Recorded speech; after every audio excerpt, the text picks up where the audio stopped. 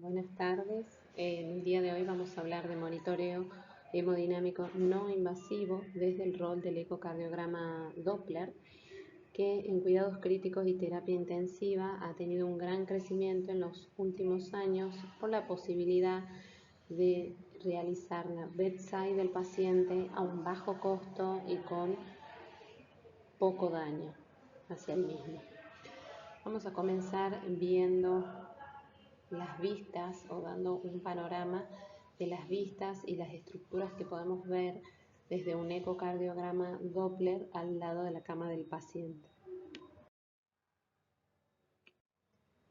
Existen ciertas vistas que deben ser barridas o recorridas sí o sí desde las recomendaciones de la Sociedad Americana de Ecocardiografía para completar lo que sería un ecocardiograma Doppler. Si bien en cuidados críticos, y en esta ocasión lo que vamos a ver es monitoreo hemodinámico no invasivo, es necesario tener una visión global de las cámaras cardíacas y de su funcionamiento. Deberíamos contar en este caso, con un equipo, un ecógrafo, con software para ecocardiografía, con un transductor sectorial que tiene pequeña superficie de contacto con una frecuencia baja y colocar el ecógrafo en el preseteo de cardio adulto o cardiología. Comenzamos el estudio desde una vista paraesternal, el eje largo paraesternal, como lo pueden ver en la primera flecha. Vamos a ver si lo podemos marcar con el puntero aquí.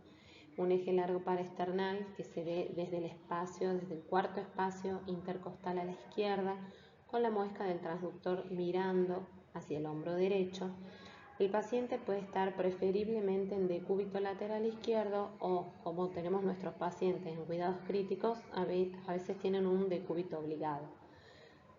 Entonces, en el paraesternal eje largo vamos a ver las siguientes estructuras: aorta, aurícula izquierda en sus diámetros anteros posteriores, el ventrículo derecho en su diámetro antero posterior y el ventrículo izquierdo. Esto, aunque sea una sola vista, una sola foto, ya nos da datos, por ejemplo, de que aorta y aurícula izquierda tienen una relación 1 a 1, que es lo normal, o sea, no hay dilatación auricular con una miocardiopatía hipertensiva o dilatación aórtica como en una probable disección o síndrome aórtico. Nos da también el parámetro de la relación del BI sobre el BD 2:1, o sea, no hay una disfunción de cavidades derechas y el ventrículo izquierdo parece normal. Además, por acá atrás podemos ver la aorta torácica descendente. Entonces, como en una sola vista o en una sola foto, nosotros podemos tener varios datos y acercamiento a cuál es la estructura global de este corazón.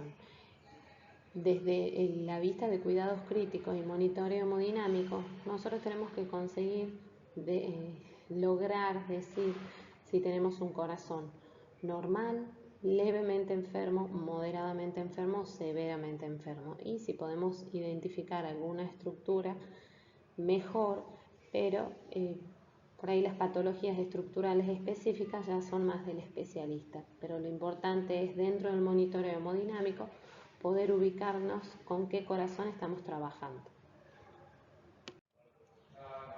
La segunda vista, desde el mismo lugar, cuarto espacio intercostal, la muesca va a girar 90 grados hacia la línea media clavicular del lado izquierdo y vamos a tener, en principio, el eje corto a nivel de los grandes vasos, donde vemos aorta con sus 3 cúspides, la arteria pulmonar con su válvula, el tracto de salida del ventrículo derecho, la válvula tricúspide y la relación aurícula derecha-ventrículo derecho, septum interauricular y la relación entre ambas aurículas.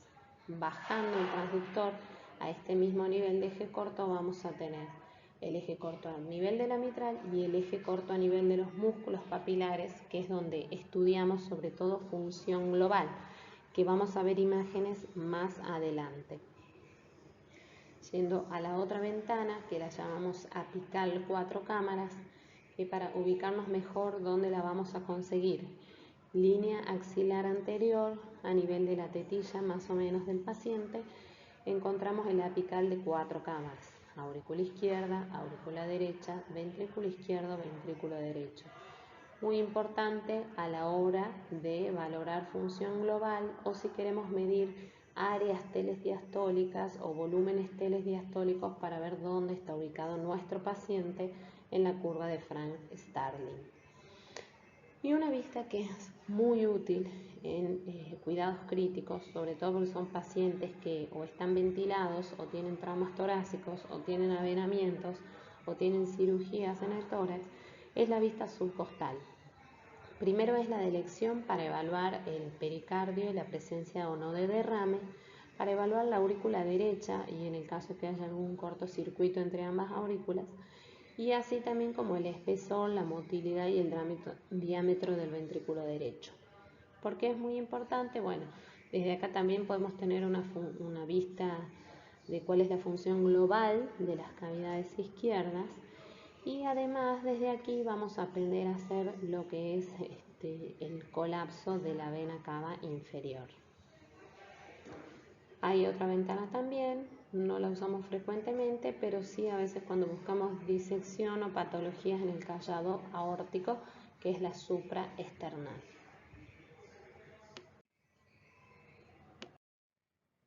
Bueno, como sabemos, la expansión de volumen es la terapia de primera línea en los pacientes en cuidados intensivos que presentan inestabilidad hemodinámica, porque nosotros que buscamos optimizar el volumen sistólico y por ende el gasto cardíaco. Pero lo ideal sería que esta expansión de volumen sea guiada con parámetros fiables para evitar los efectos deleterios que puede tener el volumen en exceso. Para eso vamos a tener un pequeño recuerdo fisiológico, como son los conceptos de precarga, de la ley de Frank-Starling y de la curva de función ventricular. Bien, cuando hablamos de precarga, hablamos de uno de los determinantes de lo que será el gasto cardíaco, de uno de los más importantes. Cuando hablamos de precarga, sus equivalentes son la presión al final de la diástole del ventrículo izquierdo o el volumen al final de la diástole del ventrículo izquierdo. ¿Por qué? La precarga está determinada por ese estiramiento, esa tensión de las fibras miocárdicas antes de que se inicie la contracción, o sea, al final de la diástole.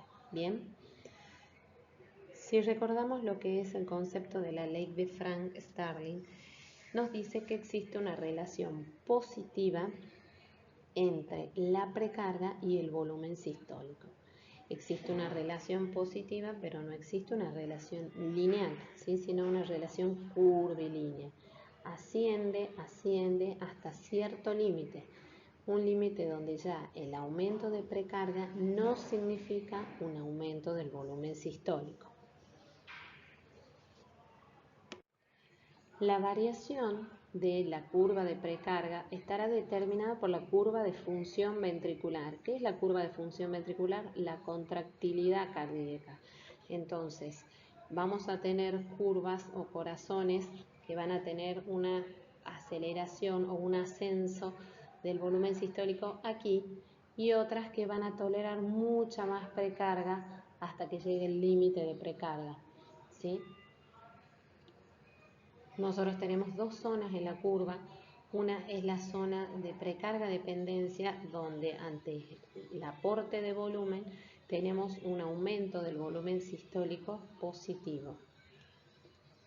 Y está la otra zona que es de precarga independencia, que es la zona plana, donde el aporte de volumen no solo no va a generar un aumento del volumen sistólico, sino que también puede comenzar a generar efectos deleterios porque llega a lo que se llama el límite de precarga de ese corazón.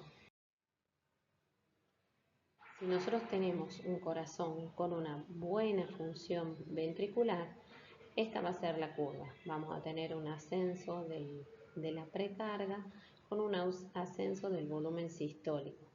Y va a haber una variabilidad del volumen sistólico con los cambios de precarga. En cambio, en un corazón insuficiente, el límite de precarga va a ser mucho más bajito, entonces vamos a aumentar la precarga, pero con baja contractilidad o corazón insuficiente, la variación del volumen sistólico va a ser muy pequeña. Estas son las diferentes respuestas ante un incremento de precarga dependiendo de lo que es la contractilidad o la curva de función cardíaca. Es por eso que nosotros no meramente tenemos que medir el estado de precarga de nuestro paciente, sino tener una noción de la función ventricular. Es una función ventricular normal, tiene un deterioro leve, tiene un deterioro severo. Con esa noción ya sabemos con qué corazón estamos trabajando.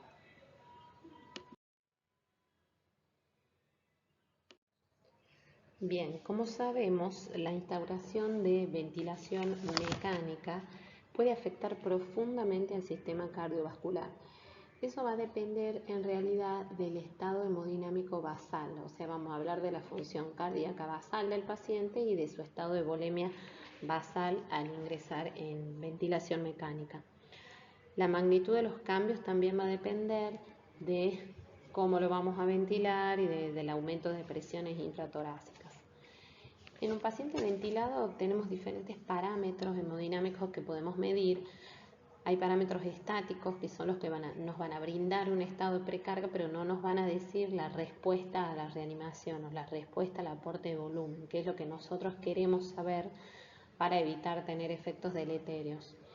Estos son la PVC, la presión de oclusión de la arteria pulmonar y la medida de volúmenes y áreas telediastólicas, que estos últimos se lo puede hacer fácilmente con un ecocardiograma Doppler con entrenamiento.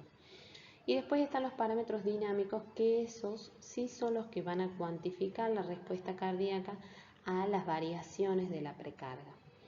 Aquí podemos encontrar como invasivos las variaciones del volumen sistólico, que vamos a tener como positivo más del 10%, y la variación en la presión de pulso, que obviamente tienen ciertas limitaciones porque un paciente tiene que estar ventilado de cierta forma, dentro de cierto límite de frecuencia cardíaca y no con arritmia. Dentro de estos parámetros dinámicos vamos a entrar en nuestro tema, que es el monitoreo hemodinámico no invasivo. Vamos a ver las variaciones respiratorias de la vena cava inferior, que en los últimos años se han realizado varios estudios y lo tenemos publicado ya como un método fiable para contar con ello para la reanimación guiada. Vamos a estudiar entonces las variaciones respiratorias del diámetro de la vena cava inferior, que la vamos a ver como delta o variación de diámetro de la vena cava inferior. Un pequeño recuerdo: el comportamiento de la colapsabilidad de la vena cava inferior no es el mismo en pacientes con respiración espontánea que con ventilación mecánica. En la ventilación mecánica, durante la inspiración aumenta la presión intratorácica, por ende disminuye el retorno venoso y la vena cava estará plétora, y durante la expiración la vena cava colapsará. Estamos hablando en ese caso de ventilación mecánica. En el paciente con respiración espontánea será a la inversa. Durante la inspiración aumentará el retorno venoso, colapsando la vena cava, y en la expiración estará dilatada, ¿sí? De todas formas, nosotros lo que vamos a estudiar es la variación de los diámetros, ¿sí? Pero es importante tener en cuenta este distinto comportamiento.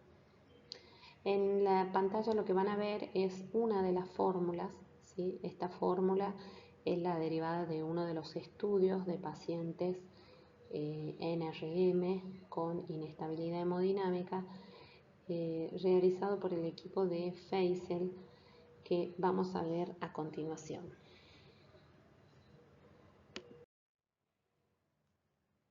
Bueno, vamos a presentar primero uno de los estudios donde el objetivo era evaluar si la variación respiratoria de la vena cava inferior podía ser utilizada para predecir la respuesta a fluidos.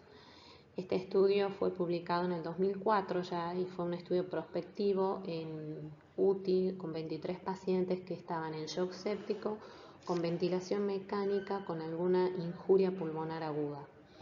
El método consistió en medir el diámetro de la vena cava al final de la expiración, que fue el diámetro mínimo, y al final de la inspiración, que fue el diámetro máximo, utilizando el eco en vista subcostal.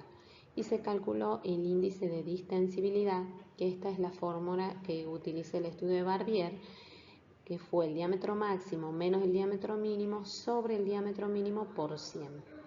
Se midió el índice cardíaco a nivel de la arteria pulmonar, que es lo mismo que a nivel de la aorta, porque es el gasto cardíaco indexado al área de superficie corporal, y se tomaron las medidas basales y luego de una expansión de volumen a razón de 7 mililitros kilo. Acá podemos ver entonces las venas cavas con los distintos cálculos de índice cardíaco. Acá tenemos que había una variación del 95%, se reanimó y aumentó el índice cardíaco de 1.8 a 2.6 y bajó el diámetro, la variabilidad del diámetro de la vena cava un 28%. Viendo los resultados de este estudio, llegaron a la conclusión que el umbral de 18% dividió a los pacientes en respondedores y en no respondedores al aporte de volumen con un 90% de sensibilidad y un 90% de especificidad. Y se observó una fuerte relación entre la variación del diámetro de la vena cava inferior basal y el incremento del gasto cardíaco. La conclusión de este estudio es que nos sugiere que la variación respiratoria de la vena cava inferior es un predictor confiable a la respuesta de fluidos de los pacientes en shock séptico. Podemos ver acá el comportamiento de los respondedores y no respondedores. Cuando la variación de la vena cava inferior, del diámetro de la vena cava inferior, era mayor al 18%, el ascenso del índice cardíaco es notorio. En cambio, cuando la variación era menor al 18%, es decir, nos encontrábamos delante de pacientes no respondedores con su gasto cardíaco. Muy bien. Bueno, en la siguiente diapositiva vamos a ver otro de los estudios troncales en cuanto a lo que es el estudio de las variaciones respiratorias del diámetro de la vena cava inferior, que es el estudio de Feisel y colaboradores presentado en la revista de Intensive Care de Medicina en el 2004. El objetivo de este estudio fue investigar la relación de la variabilidad de la vena cava inferior y la respuesta al volumen de los pacientes. Fue también un estudio clínico prospectivo realizado en 39 pacientes que se encontraban en ARM, ventilación controlada y en shock séptico. En esta oportunidad la carga con fluidos fue 8 mililitros kilo y se evaluó respuesta. Como método se midió variabilidad del diámetro de la vena cava inferior y gasto cardíaco antes y después de la carga de fluidos. En cuanto a los resultados, en esta oportunidad se obtuvo como punto de corte el 12%, o sea, una variabilidad del diámetro de la vena cava inferior del 12% fue el valor de corte para identificar a los pacientes respondedores de los no respondedores al volumen, con un valor predictivo positivo del 93% y un valor predictivo negativo del 92%, es decir, con sensibilidad y especificidad ambas mayores al 90%. Como conclusión de este estudio, podemos decir que el análisis de la variabilidad del diámetro de la vena cava inferior es un método simple y no invasivo para detectar la respuesta a fluidos de pacientes en ARM y shock séptico. En caso de este estudio utilizó la siguiente ecuación, que es la que tenemos resaltada en pantalla, y siempre recordando que los elementos que se utilizan son el diámetro máximo y mínimo de la vena cava inferior.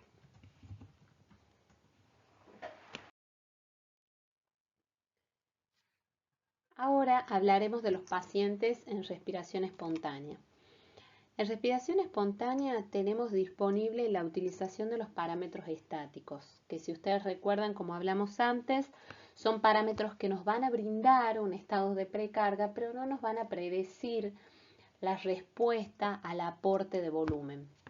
Entre estos parámetros estáticos estará el diámetro de la vena cava inferior, que si ustedes recuerdan, como hablamos también anteriormente, en respiración espontánea el diámetro es máximo en expiración y colapsa en inspiración.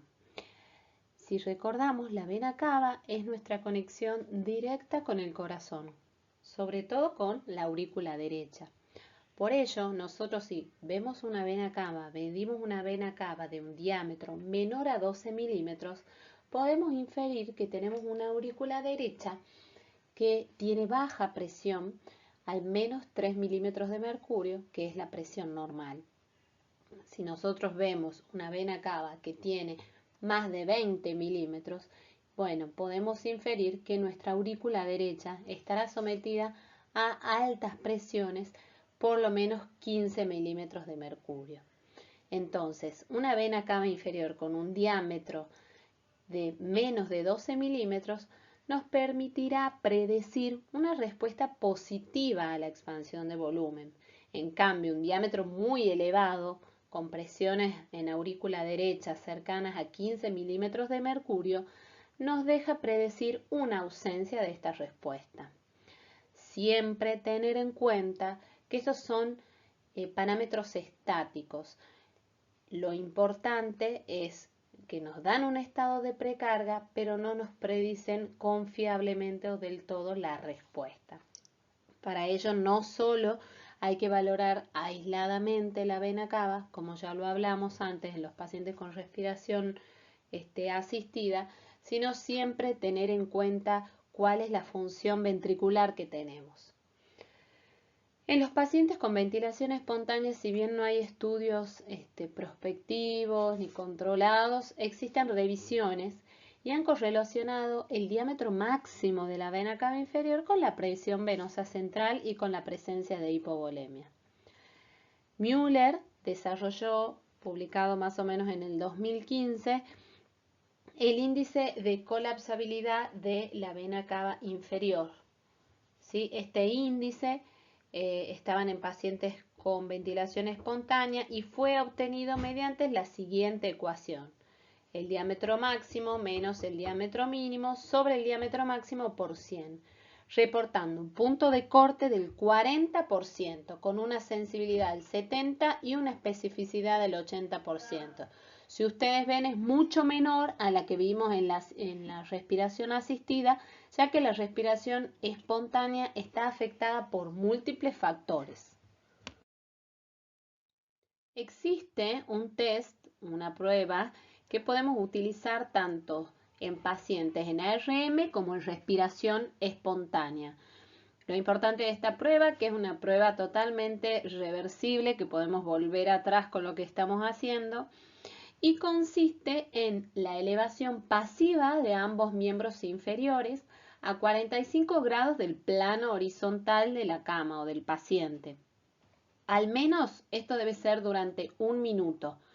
Lo que se considera es que hay un retorno sanguíneo o de fluido o de volumen entre 150 a 300 mililitros hacia el corazón. El efecto máximo deberíamos verlo entre los 60 a 90 segundos. ¿Cómo vamos a medir el efecto de esta prueba? Midiendo el gasto cardíaco o la variabilidad del volumen sistólico. El gasto cardíaco, ya vamos a ver en la próxima diapositiva cómo podemos calcularlo, pero esta prueba se la considerará positiva, o sea, un paciente tendrá buena respuesta a la administración de fluidos en una sensibilidad y especificidad mayor al 90%, si hay un incremento del gasto cardíaco de más de 10%, 60 a 90 segundos después de realizada la elevación, o bien con un aumento o una variación del volumen sistólico del 12%. Como ven, hay diferentes formas de realizarla, La de elección es la que ven acá en la figura en el lugar B, ¿sí? Tenemos una elevación de 45 grados de ambos miembros inferiores sobre el plano horizontal del paciente. Ciertas contraindicaciones y a tener en cuenta en realidad. Es una maniobra que lleva al aumento de la presión intracraneana del paciente, así que hay que ubicarnos en el contexto clínico del paciente. También corre riesgo de broncoaspiración, hay que ubicarnos también, tener los cuidados necesarios y además de eso hay que tener en cuenta que hay pacientes que pueden tener un compartimental abdominal o un aumento de la presión intraabdominal por otra causa que nos pueden disminuir este retorno. Por ende, siempre ubicarnos en el contexto clínico del paciente.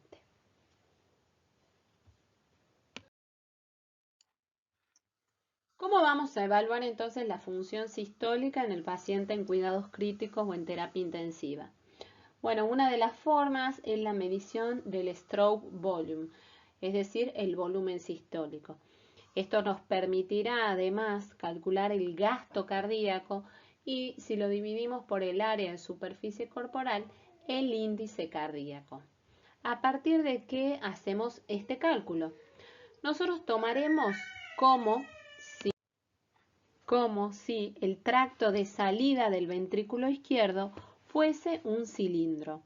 Entonces, nuestro objetivo será medir el área de la base de este cilindro y multiplicarlo por la altura. Así tendremos un volumen de este cuerpo. Entonces, el área de este cilindro estará dada por el cálculo de pi por radio al cuadrado. El radio será el radio del tracto de salida y la altura estará dada por la integral velocidad-tiempo, que será la integral velocidad-tiempo de este flujo sistólico a nivel del tracto de salida. ¿Cómo lo hacemos entonces técnicamente?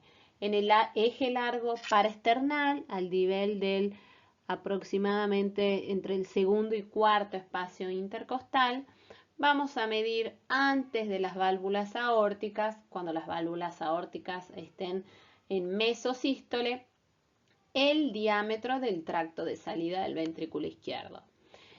Y en el eje apical de 5 cámaras vamos a poner el Doppler color que dibuje bien el flujo de salida a través de la aorta e inmediatamente arriba de las cúspides aórticas nos vamos a ubicar con el Doppler pulsado. Se nos va a dibujar luego un espectro que, si nosotros ponemos el caliper para hacer un trazo, seguimos la onda y se nos va a medir la integral velocidad-tiempo del tracto de salida. Un BTI normal más o menos es entre 18 y 21, pero obviamente el gasto cardíaco también hay que contextualizarlo dentro del paciente y hacer todos los cálculos con respecto al radio. Entonces, una vez que medimos el área, utilizando el diámetro que medimos del tracto de salida, vamos a medir luego el volumen latido haciendo área por BTI, ¿sí? Eso nos dará el volumen latido. Si nosotros multiplicamos el volumen latido por la frecuencia cardíaca, nos dará el gasto cardíaco. Recordemos que el gasto cardíaco indexado con el área de superficie corporal se llama índice cardíaco, cuyos valores normales están entre 2.4 a 4.2. Esta es la forma por la cual nosotros primero podemos medir ciertas variables hemodinámicas y ver en qué contexto está nuestro paciente, y también es importante saberla a la hora de hacer la maniobra de elevación de los miembros.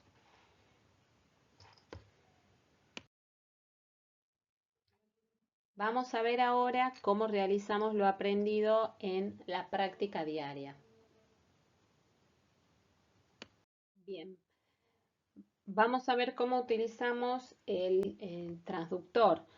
nosotros vamos a elegir el transductor, el sectorial, el que tiene más pequeña superficie de contacto y menor frecuencia de ondas, ¿sí? En el ecógrafo vamos a seleccionar un preseteo que sea cardio o cardio con SG o cardio adulto o Doppler o cardio Doppler, ¿sí? Y nos vamos a poner en el modo que a veces figura o 2D o una B mayúscula. Ese es el modo bidimensional. ¿Cómo sería la técnica? Nuestro transductor va a tener una muesca, que a veces es una rayita pintada de un color distinto o una pelotita que sobresale. Esta muesca, en primer lugar, la vamos a poner como mirando en la ventana subsifoidea, como mirando a horas 3, ¿sí? Una vez que encontramos el corazón, es decir, algo que tenga movimiento, que sean cavidades en movimiento, vamos a girar esta muesquita hacia horas 12. Ahí vamos a encontrar lo que es la vena cava, ¿sí? Que está acá, en unión con la aurícula derecha. En ese momento vamos a elegir lo que es el cursor y ubicarnos dentro de la vena cava y vamos a presionar el botón que dice modo M. Y se nos va a graficar esta foto que tenemos aquí, ¿sí? Donde vamos a tener un diámetro máximo y un diámetro mínimo, ¿sí? Y en base a esto vamos a realizar los cálculos de los índices de colapsabilidad de la vena cava inferior. Recordando que tenemos dos parámetros según la fórmula que utilicemos, o 12% o 18%, para clasificar en un paciente como respondedor o no respondedor. Este videito que tenemos al lado es para recordar siempre que no podemos valorar la vena cava inferior sin tener en cuenta en qué sector de la curva de función ventricular está nuestro corazón. O sea, si tenemos una buena contractilidad o no tenemos una buena contractilidad. Este video que tenemos acá es una imagen bastante fácil de obtener. Es un eje corto a nivel de los músculos papilares, que nos da una visión bastante global. Sin darnos cuenta, acá estamos viendo un ventrículo derecho, un ventrículo izquierdo, la cara septal, la cara anterior, la cara lateral, la cara inferior y la inferoseptal. O sea, varias caras del corazón, varios segmentos, la interdependencia entre los dos ventrículos y el grado de contracción. O sea, es una sola imagen que nos está dando mucha información acerca de dónde está ubicado nuestro corazón en la curva de función ventricular.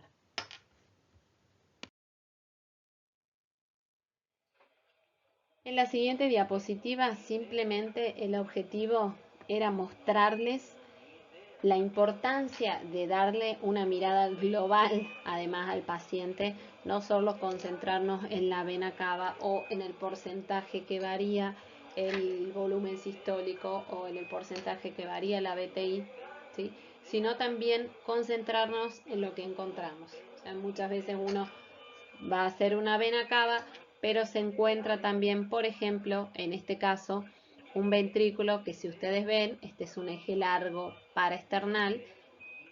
El primer video es un eje largo paraesternal, donde tenemos una válvula aórtica que se está abriendo apenas, está muy taquicárdico. La diferencia de los volúmenes en diástole y en sístole son muy poquitos, o sea que hay un deterioro severo de la función sistólica. En el segundo video, lo que podemos encontrar en una vista típicamente desde un subsifoideo, donde vemos cavidades izquierdas, cavidades derechas, y acá vemos algo negro, algo anecoico, que es líquido. Esta es una vista subsifoidea donde vemos la típica imagen del derrame pericárdico, donde hay un colapso parcial de las cavidades derechas en sístole. Esto no tiene compromiso hemodinámico. Para que el derrame pericárdico tenga compromiso hemodinámico, las cavidades derechas deben colapsarse en diástole e impedir el llenado, ¿sí? obviamente también ubicarnos en el contexto clínico de este paciente. Y en la siguiente imagen, el siguiente video, lo que tenemos es varias cositas. Es un paciente con una doble valvulopatía, una insuficiencia severa aórtica, con estenosis también de grado leve, con una imagen de masa en una de las cúspides, con una sospecha de absceso, no sé si llegan a ver alguna burbujita. Y además de ello, si ustedes ven, la válvula mitral anterior pasa hacia la aurícula, generando una insuficiencia severísima. Por ende, la valoración del retorno en estos pacientes donde hay insuficiencia, estenosis de los dos lados, tanto el gasto cardíaco a través del tracto de salida como la valoración de la precarga a través de la vena cava inferior, no va a ser un parámetro del todo fiable, ¿sí? Entonces, siempre ubicarnos en el contexto del paciente. Si bien esto es algo más específico del ecocardiografista, está bueno que en cuidados críticos podamos tener una noción de dónde estamos para saber qué es lo que estamos valorando. Bueno, como resumen entonces de este monitoreo no invasivo a partir desde la vista del ecocardiograma Doppler, vamos a tener que en los pacientes con ventilación mecánica total y con ritmo sinusal, los mejores parámetros no invasivos y predictores de respuesta al volumen son el índice de distensibilidad de la vena cava inferior, que tenemos como punto de corte un 18% o un 12%, depende de la fórmula que utilicemos, y las variaciones de la eyección del ventrículo izquierdo, que podemos utilizar ya sea la velocidad máxima, ¿sí?, de la BTI con una variación de más del 12% o las variaciones del BTI en el tracto de salida de un más de un 18%.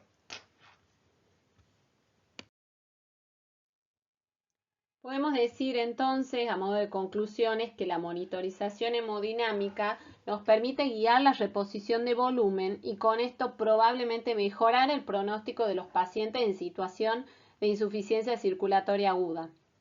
Cada parámetro obtenido tiene que interpretarse teniendo en cuenta sus limitaciones como predictor de respuesta al volumen, así como la situación y el contexto clínico del paciente.